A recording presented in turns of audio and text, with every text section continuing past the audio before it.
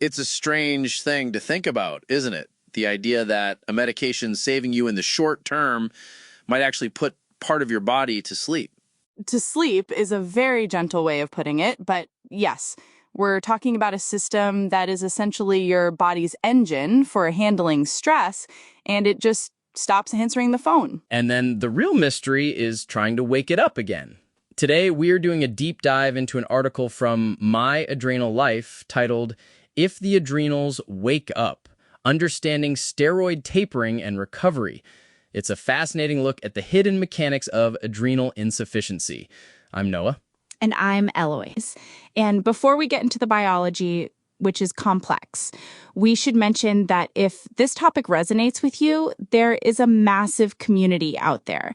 My Adrenal Life isn't just a blog. They have a worldwide audience anchored by a support group on Facebook. Right, and at myadrenallife.com, they've got trackers, tools, all sorts of things to help manage this condition. Because as we're about to find out, managing it is a full-time job. Absolutely. So, Eloise, let's start with the basics. The article talks about the HPA-axis. To me, that sounds like a sci-fi alliance. What exactly is going on here? It does sound futuristic, doesn't it? But it's actually ancient biology. HPA stands for hypothalamic-pituitary-adrenal axis. Think of it as a corporate chain of command. Okay, I like analogies. Who's the CEO? The CEO is the hypothalamus, deep in the brain. It senses stress or a need for energy and sends a memo, a hormone called CRH, down to the middle manager.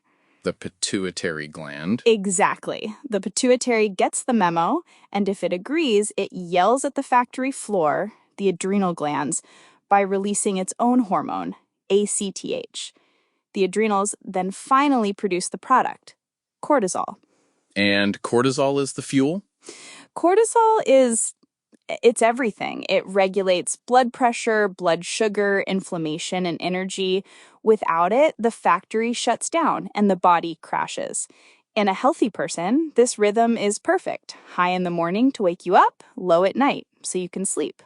So here is where the wrench gets thrown in the gears. Steroids, prednisone, hydrocortisone. The article mentions these are glucocorticoids. Why do they break the chain of command? They don't break it so much as they trick it. When you take prednisone, for example, you are flooding the body with synthetic cortisol. The CEO, the hypothalamus, looks around and says, wow, we have plenty of product down here. I don't need to send any memos today. So it stops signaling the pituitary. Right. And then the pituitary stops yelling at the adrenals. And the adrenals, they go on vacation. They atrophy. They literally shrink and stop working because they haven't been asked to do anything for weeks, months, or years. That is what the article calls suppression of the HPA-axis. And this leads to what they call steroid-induced adrenal insufficiency. Correct. And this is a crucial distinction the article makes. There's primary adrenal insufficiency, often called Addison's disease. That's where the factory itself, the adrenal glands, is destroyed, maybe by an autoimmune disease or infection. No matter how much the CEO yells, the factory can't produce. But with steroid-induced or secondary AI, the factory is fine. It's just dormant. Structurally, yes, the glands are usually intact. But the lights are off. The workers have gone home. The problem isn't the glands, it's the signaling pathway. The brain has forgotten to ask for cortisol. Which brings us to the core conflict of the article. The taper. I've heard people complain about tapering off steroids, feeling terrible, achy, tired. Why is it so hard? If the glands are healthy, why not just stop the meds and let the brain figure it out? Because the brain doesn't figure it out instantly. If you stop abruptly, you have zero cortisol in your system. That's an adrenal crisis. Low blood pressure, shock, potentially death. It's serious. So the taper is a negotiation. Exactly. You lower the dose just enough to make the body slightly uncomfortable. You're essentially poking the hypothalamus and saying, hey, we're running low, do something. But the article mentions that this process isn't a straight line. It says recovery feels inconsistent. Why is that? This is the part that drives patients crazy. The article highlights a really interesting physiological mismatch. The brain might wake up before the glands do. So the CEO starts sending memos again, CRH and ACTH, but the adrenals are groggy. They've been asleep for a year. They don't respond immediately. So you have the signal, but no cortisol. Or not enough. And then there's the reverse. Sometimes the adrenals are ready, but the pituitary is lagging. It creates this fluctuating experience where a patient might feel great for 3 days, drop their dose by 1 milligram, and suddenly feel like they have the flu. The article actually distinguishes between withdrawal and deficiency. I thought those were the same thing. They feel similar, but the mechanism is different. And this is nuanced. Withdrawal is your body throwing a tantrum because it was used to high levels of steroids. You might have joint pain, mood swings, fatigue, even if your cortisol levels are technically safe. So that's just dependency. Right. But deficiency is when you literally do not have enough cortisol to sustain bodily function. That's the nausea, the dizziness, the plummeting blood pressure. The danger is that these two overlap. You can be withdrawing and deficient at the same time. That sounds incredibly difficult to navigate without a doctor. The article mentions testing, specifically morning cortisol testing, but even that seems complicated. It is, because if you are still taking a high dose of steroids, the test is useless. The medication masks the results. You have to get down to a physiological dose, essentially what the body would naturally make, before you can even test to see if the body is taking over the reins. It's like trying to check if the car engine is on while you're still rolling downhill. You don't know if you're driving or just coasting. That is a perfect analogy. And for some people, the engine never turns back on. The article is very honest about that.